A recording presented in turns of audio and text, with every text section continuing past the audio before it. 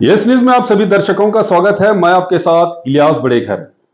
आइए देखते हैं आज की खबर क्या कहती है। ಸನ್ಮಾನ್ಯ ಲೋಕಸಭಾ ಸದಸ್ಯರಾಗಿರ್ತಕ್ಕಂಥ ಜಿಗಜಿಣಗಿ ಅವರು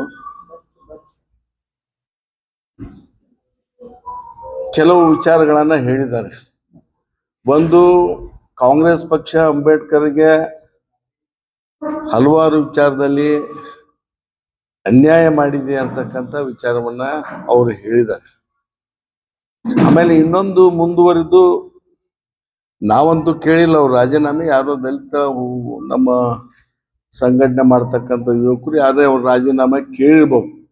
ತಾವು ಮಾಧ್ಯಮದವ್ರು ಅವ್ರಿಗೆ ಕೇಳಿರ್ಕಂತ ನಿಮ್ಮ ರಾಜೀನಾಮೆಯನ್ನು ಅವ್ರು ದಲಿತರು ಕೇಳಕತ್ತಾರ ಅಂತ ಹೇಳಿ ಅವ್ರೇನು ನಮ್ಗೇನು ಓಟ್ ಹಾಕ್ಯಾರೇನು, ನನ್ನ ತಂಟೆಗೆ ಬಂದ್ರೆ ನೋಡ್ರಿ ಅಂತ ಹೇಳಿ ಅನ್ನೋ ಮಾತನ್ನ ನಿಮ್ಮ ಮಾಧ್ಯಮದಲ್ಲಿ ನಾವೆಲ್ಲ ನೋಡಿದ್ದೇವೆ. ಅಂದ್ರೆ ನಮ್ಮನ್ನೆಲ್ಲ ಬೆದರಿಸೋ ಮಟ್ಟಕ್ಕೆ ಇವತ್ತು ಲೋಕಸಭಾ ಸದಸ್ಯರು ಹೋಗ್ತಾರಂದ್ರೆ ಇದು ಬಹಳ ದುರ್ದೈವ ಸಂಗತಿ. ಒಂದು ವಿಚಾರವನ್ನ ಮೊದಲನೇದಾಗಿ ನಾನು ಪ್ರಾರಂಭ ಮಾಡ್ತಕ್ಕಂಥ, ಬಾಬಾ ಸಾಹೇಬ್ ಅಂಬೇಡ್ಕರ್ ಅವರಿಗೆ ಕಾಂಗ್ರೆಸ್ ಪಕ್ಷ ಅವರು ನಿಧನರಾದಾಗ ದಿಲ್ಲಿಯಲ್ಲಿ ಜಾಗ ಕೊಡ್ಲಿಲ್ಲ ಅಂತಕ್ಕಂಥ ಒಂದು ದೊಡ್ಡ ಆಪಾದನೆಯನ್ನ ಸನ್ಮಾನ್ಯ ಜಿಗಜಿಣಗಿ ಅವರು ಮಾಡಿದ್ದಾರೆ. ನಾವು ಯಾರು ಕೂಡ ಇಲ್ಲಿ ವೇದಿಕೆ ಮೇಲೆ ಇರ್ತಕ್ಕಂಥ ಯಾರು ಕೂಡ ನಾವು ಹುಟ್ಟಿರ್ಲಿಲ್ಲ. ಅವಾಗಿನ ಒಂದು ಸತ್ಯ ಅಸತ್ಯ ಏನಿದೆ ನಮ್ಗೆ ಗೊತ್ತಿಲ್ಲ.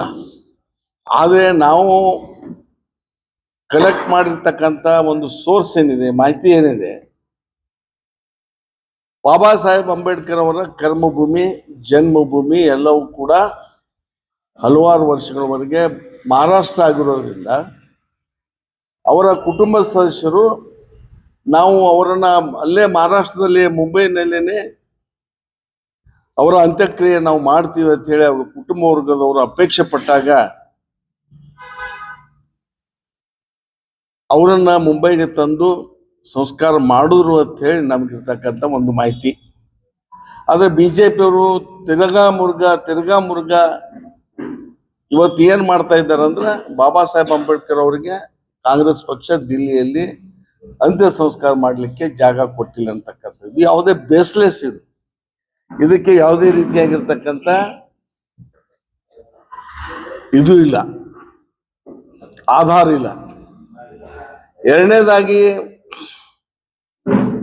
ಅವರು ಚುನಾವಣೆಯಲ್ಲಿ 2 ಸಲ ಸೋತಾಗ ಕಾಂಗ್ರೆಸ್ ಅವ್ರು ನಿಂತಾಗ ಸೋಲಿಸಿದ್ರು, ಅವ್ರನ್ನ ಅವಿರೋಧವಾಗಿ ಆಯ್ಕೆ ಮಾಡಬೇಕಾಗಿತ್ತು ಅಂತಕ್ಕಂಥದ್ದನ್ನ ಕೂಡ ಹೇಳ್ತಾ ಇದ್ದಾರೆ.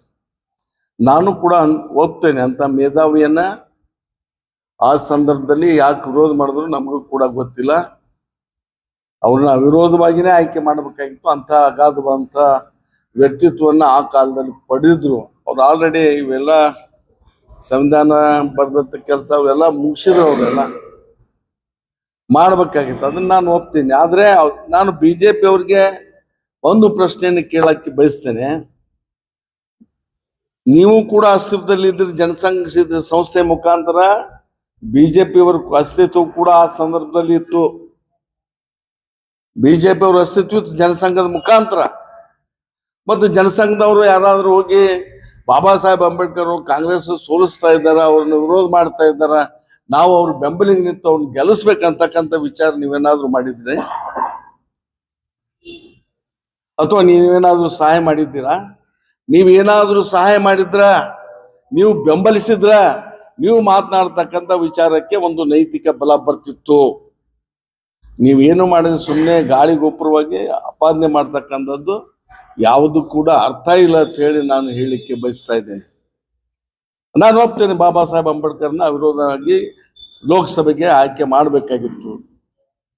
ಅದರಲ್ಲಿ ಯಾರು ತಪ್ಪಿದೆ ನಮ್ಗೆ ಗೊತ್ತಿಲ್ಲ, ಅದನ್ನ ನಾವೆಲ್ಲರೂ ಕೂಡ ಒಪ್ತಾ ಇದ್ದೇವೆ. ಆದ್ರೆ ಕಾಂಗ್ರೆಸ್ನವ್ರು ವಿರೋಧ ಮಾಡಾಗ ನೀವ್ಯಾಕೆ ಅವ್ರನ್ನ ಗೆಲ್ಲಿಸೋ ಪ್ರಯತ್ನ ಮಾಡಲಿಲ್ಲ? ನಿಮ್ಮ ಅಸ್ತಿತ್ವ ಕೂಡ ಅವಾಗಿತ್ತು ಅಂತಕ್ಕಂಥದ್ದು ನಾನು ಹೇಳಲಿಕ್ಕೆ ಬಯಸ್ತಾ ಇದ್ದೇನೆ. ಇನ್ನೊಂದು, ಭಾರತ ರತ್ನ ಕೊಡ್ಲಿಲ್ಲ, ಕಾಂಗ್ರೆಸ್ನವ್ರು ಅನ್ಯಾಯ ಮಾಡಿದಾರೆ, ತಾವು ಯಾರ್ಯಾರು ಕೊಟ್ಕೊಂಡಾರ ನಮ್ಗೆ ಗೊತ್ತಿಲ್ಲ, ಸರಿಯೋ ತಪ್ಪು ನಾನು ಆ ಡಿಬೇಟ್ ಮಾಡ್ಲಕ್ಕೂ ಹೋಗಂಗಿಲ್ಲ. ಅವ್ರು ಒಂದು ಹೇಳಿಕೆ ಬಯಸ್ತೇನೆ, ನಾವು ಕೊಟ್ಟಿದ್ದೆ ಅವ್ರಿಗೆ ಭಾರತ ರತ್ನ ಅಂತ ಹೇಳಿ. ಅತ್ಯಂತ ಸುಳ್ಳು. ನೀವು ವಿ ಪಿ ಸಿಂಗ್ ಸರ್ಕಾರದ ಒಂದು ಭಾಗವಾಗಿರ್ಬೋದು.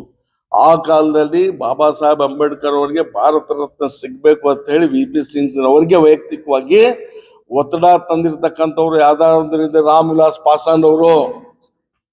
ರಾಮ್ ವಿಲಾಸ್ ಪಾಸ್ವಾನ್ರ ಪ್ರಯತ್ನದ ಫಲವಾಗಿ ಅಂದು ಡಾಕ್ಟರ್ ಬಾಬಾ ಸಾಹೇಬ್ ಅಂಬೇಡ್ಕರ್ ಅವರಿಗೆ ಭಾರತ ರತ್ನ ಸಿಕ್ತು ಅಂತಕ್ಕಂಥ ಐತಿಹಾಸಿಕ ಸತ್ಯವನ್ನ ಯಾರು ಕೂಡ ಮರಿಬಾರ್ದು. ಇವ್ರು ಯಾರು ಕೂಡ ಬಿಜೆಪಿ ಅವರಾಗ್ಲಿ ಏನವ ವಿ ಪಿ ಸಿಂಗ್ ಸರ್ಕಾರ ಬೆಂಬಲ ಕೊಟ್ಟಿದ್ರಲ್ಲ, ಯಾವ ಒಬ್ಬ ಸದಸ್ಯನು ಕೂಡ ಹೇಳಿಲ್ಲ. ಅವರ ಹೇಳಿಕೆ ಯಾವುದೇ ದೃಢೀಕರಣ ಇಲ್ಲ. ಅದು ಏಕೈಕ ವ್ಯಕ್ತಿಯಾಗಿರ್ತಕ್ಕಂಥ ರಾಮ್ ವಿಲಾಸ್ ಪಾಸ್ವಾನ್ ಅವರು ವೈಯಕ್ತಿಕ ತಮ್ಮ ವರ್ಚಸ್ಸಿನ ಮೇಲೆ ಪ್ರಧಾನಮಂತ್ರಿಗಳ ಮೇಲೆ ಒತ್ತಡವನ್ನ ಹಾಕಿ ಭಾರತ ರತ್ನ ಕೊಡಿಸಿರ್ತಕ್ಕಂಥದ್ದು ಇದು ಆಗಿರ್ತಕ್ಕಂಥ. ಇನ್ನು ಈ ವಿಚಾರಗಳ ಸನ್ಮಾನ್ಯ ಜಗ್ಜಿನ್ ಅವರು, ನಾನು ರಾಜಕೀಯವಾಗಿ ಅದನ್ನು ಬಳಸ್ಕೋಬಾರ್ದು, ಲೋಕಸಭೆಯಲ್ಲಿ ಅವ್ರ ಎದುರಿಗೆ ನಿಂತಾಗ ನಾನು ಏನು ನನ್ನ ಪಕ್ಷ ಸಿದ್ಧಾಂತ, ನಾನು ನಮ್ಮ ಕಾರ್ಯಕರ್ತರೊಂದಿಗೆ ನಾನು ಚುನಾವಣೆ ಮಾಡ್ತಾ ಇದ್ದೆ. ಅವ್ರು ಏಕಾಏಕಿ ಒಂದು ಸ್ಟೇಟ್ಮೆಂಟ್ ಅನ್ನು ಕೊಟ್ಟರೆ ನಿಮಗೆಲ್ಲ ಗೊತ್ತಿದೆ, ರಾಜು ಆಲ್ಗೂರ್ ಬಂದ್ರ ಅಟ್ರಾಸಿಟಿ ಜಾಸ್ತಿ ಆಗ್ತಾವ ಅಂತ ಹೇಳಿ.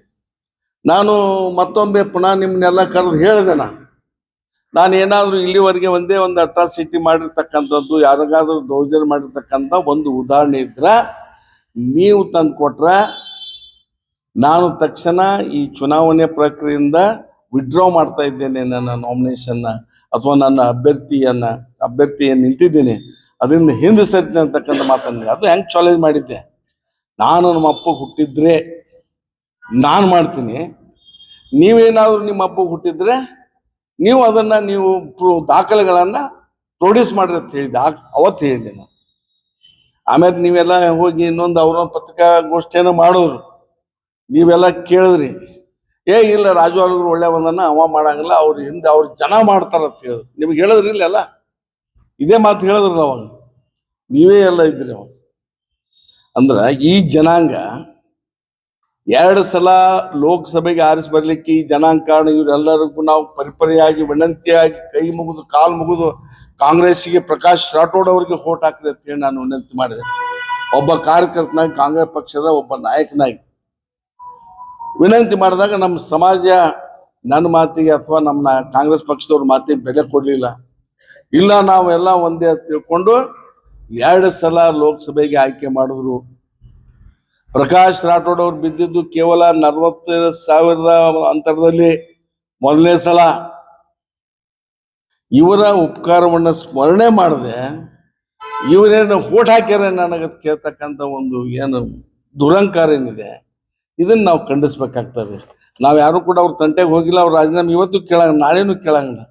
ಅದನ್ನ ಕೇಳ್ತಕ್ಕಂಥದ್ದು ಏನು ಜನ ಅವ್ರ ಪಕ್ಷದವ್ರು ವೋಟ್ ಹಾಕ್ಯಾರ, ಅವ್ರು ಕೆಲಸ ಮಾಡ್ತಾರ, ಅದು ಅವ್ರಿಗೆ ಬಿಟ್ಟಿದ್ದು. ನಾವು ಕೇಳ್ತಕ್ಕಂಥದ್ದು ಯಾರು ಮಾಡಂಗಿಲ್ಲ. ತಮ್ಮ ಮುಖಾಂತರ ಹೇಳಿಕೆ ಬಯಸ್ತಾ ಇದ್ದೀನಿ, ನೀವು ದಯವಿಟ್ಟು ನಮ್ಮ ಮೇಲಿರ್ತಕ್ಕಂಥ ವಕ್ರ ದೃಶ್ಯನ ಕಡಿಮೆ ಮಾಡ್ಬೇಕು. ಇಲ್ಲದೇ ಇದ್ರೆ ನಾವು ನೀವೇನು ಆಕ್ಷನ್ ಮಾಡ್ತೀರಿ, ಅದ್ರ ಆಕ್ಷನ್ ಮಾಡ್ತಕ್ಕಂಥ ತಾಕತ್ತು ಶಕ್ತಿ ನಮಗೂ ಕೂಡ ಇದೆ. ಅದು ನಾವು ಅನೇಕ ಸಲ ನಾವು ಇವರಿಗೆ ಗೋವಿಂದ ಕಾರಜೋಳ ಅವ್ರನ್ನ ಟೀಕೆ ಮಾಡಿದ್ವಿ. ಅವ್ರ ಮಗನ ವಿರುದ್ಧ ಚುನಾವಣೆ ಮಾಡಿದ್ದು ನಾನು, ಈ ನಮ್ಮ ಕಡುಗದೊಂಡನ ಪರವಾಗಿ ಅನೇಕ ಟೀಕೆಗಳನ್ನು ಮಾಡೀನಿ ರಾಜಕೀಯವಾಗಿ. ಅವ್ರು ಎಂದೂ ಕೂಡ ಈ ಜನಾಂಗದ ವಿರುದ್ಧ ಒಂದೇ ಒಂದು ಮಾತನಾಡಿಲ್ಲ ಗೋವಿಂದ ಕಾರಜೋಳ ಅವರು. ಅದನ್ನು ಕೂಡ ನಾನು ಹೇಳಲಿಕ್ಕೆ ಬಯಸ್ತೇನೆ. ಅನೇಕ ಪತ್ರಿಕಾಗೋಷ್ಠಿಯನ್ನು ಅವ್ರ ವಿರುದ್ಧವಾಗಿ ನಾನು ಮಾಡಿದ್ದೀನಿ. ಅವ್ರು ಎಲ್ಲಿಯೂ ಕೂಡ ನಮ್ಮ ವಿರುದ್ಧವಾಗಿ ಒಂದೇ ಒಂದು ಮಾತನ್ನ, ಈ ಸಮುದಾಯದ ವಿರುದ್ಧವಾಗಿ ಒಂದೇ ಒಂದು ಮಾತನ್ನ ಆಡಿಲ್ಲ ಅಂತಕ್ಕಂಥದ್ದನ್ನು ಕೂಡ ನಿಮಗೆ ಮನವರಿಕೆ ಮಾಡಿ ಕೊಡ್ಲಿಕ್ಕೆ ಬಯಸ್ತೇನೆ. ನೋಡ್ರಿ, ಈ ನಾನು ಕೇಳಿನ ಅದನ್ನ ಸ್ಟೇಟ್ಮೆಂಟ್ 100ಕ್ಕೆ 100ರಷ್ಟು ಮಾಡ್ತೀನಿ ಅಂತ ಹೇಳಿ 3-4 ಸಲ ನಾನು. ಯಾರು ನಿಜವಾಗಿ ದಲಿತರ ನೋವನ್ನ ಅನುಭವಿಸಿರ್ತಾರ, ಆಮೇಲೆ ಯಾರು ಬಾಬಾ ಸಾಹೇಬ್ ಅಂಬೇಡ್ಕರ್ ಪಟ್ಟಂತ ಶ್ರಮದ ಮನವರಿಕೆ ಯಾರಿಗಿರ್ತತಿ, ಯಾರು ಬಾಬಾ ಸಾಹೇಬ್ ಅಂಬೇಡ್ಕರ್ ಅವರು ಪಟ್ಟಂತ ಸಂವಿಧಾನದ ಆಧಾರದ ಮೇಲೆ ಸಂಸದರಾಗಿರ್ತಾರ, ಕನಿಷ್ಠ ಮಟ್ಟದ ಸೌಜನ್ಯ ಈ ವಿಷಯದಲ್ಲಿ ಇರ್ಬೇಕಾಗಿತ್ತು. ಬಹುತೇಕ ಯಾರಾದರೂ ಸ್ವಾಭಿಮಾನಿ ಇದ್ರೆ ಅದನ್ನು ಟೀಕೆ ಮಾಡ್ಬೇಕಾಗಿತ್ತು. ಸ್ವಾಭಿಮಾನಿ ದಲಿತ, ನೀನೆಲ್ಲ ಸ್ವಾಭಿಮಾನಿ ದಲಿತರ ಕೂಡಿದ್ರಲ್ಲ, ಟೀಕೆ ಮಾಡ್ಲಿಕ್ಕೆ ಕೂಡಿದ್ರು ಅಂತ ದಲಿತರ ಪ್ರತಿನಿಧಿ ಆದಂತವನು ಸಮರ್ಥನೆ ಮಾಡ್ತಾನೆ ಅಂದ್ರೆ ಇದಕ್ಕಿಂತ ನಾಚಿಗೇಡಿನ ಸಂಗತಿ ಯಾವುದು ಇಲ್ಲ ಅಂತ ಹೇಳಿ ಹೇಳಿಕ್ಕೆ ಬಯಸ್ತೇನೆ ನಾವು. ಅದು ನಾವು ಬೇರೆ ಇದ್ರಲ್ಲಿ ಹೇಳ್ತೀವಿ, ಇಲ್ಲಿ ಬೇಡ. ನಾವೆಲ್ಲ ಕೂಡ ಪಕ್ಷಾತೀತ ಮತ್ತು ಒಂದು ಫೋರಂ ಮಾಡ್ಕೊಂಡ್ವಿ, ಅಹಿಂದ ಸಂಘಟನೆ ಮಾಡ್ಕೊಂಡ್ವಿ, ಎಲ್ಲ ದಲಿತ ಸಂಘಟನೆ ನಮ್ಮ ಜೊತೆ ಅದಾರ, ಎಲ್ಲ ಅದೊಂದು ಫೋರಂ ಬೇರೆ ಇದೆ. ಅವ್ರು ನಾವು ಎಲ್ಲಿ ಕೂತಾಗ ಅದನ್ನ ಹೇಳ್ತೀವಿ. ಬಟ್ ಒಂದು ಹೇಳ್ತೀನಿ, ಹಿಂಸೆ ಆಗ್ಬಾರ್ದು, ಅದಕ್ಕೆ ಕ್ಷಮಾನು ಕೇಳ್ತೀನಿ. ಯಾರಾದ್ರೂ ಹಂಗೆ ಮಾಡಿದ್ರ, ಎಂಥದ್ದು घटನೆಗಳಾಗಿದ್ರ ಅದಕ್ಕೆ ಕ್ಷಮಾ ಕೇಳ್ತೀನಿ. जैसा कि आप सब जानते हैं कि आप सभी का प्यार हमारे साथ कायम है। इसी तरह से हमारे इस चैनल को प्यार करते रहिए और हमारी सारी खबरों को लाइक, शेयर और सब्सक्राइब करना ना भूलिए। हमारा यही मकसद है कि आपको हर खबर जो है, जैसा है वैसा ही आपको हम दिखाते रहेंगे, ना किसी का पक्ष लेंगे, ना किसी के विरोध में जाएंगे। हमारे कदम सच के साथ।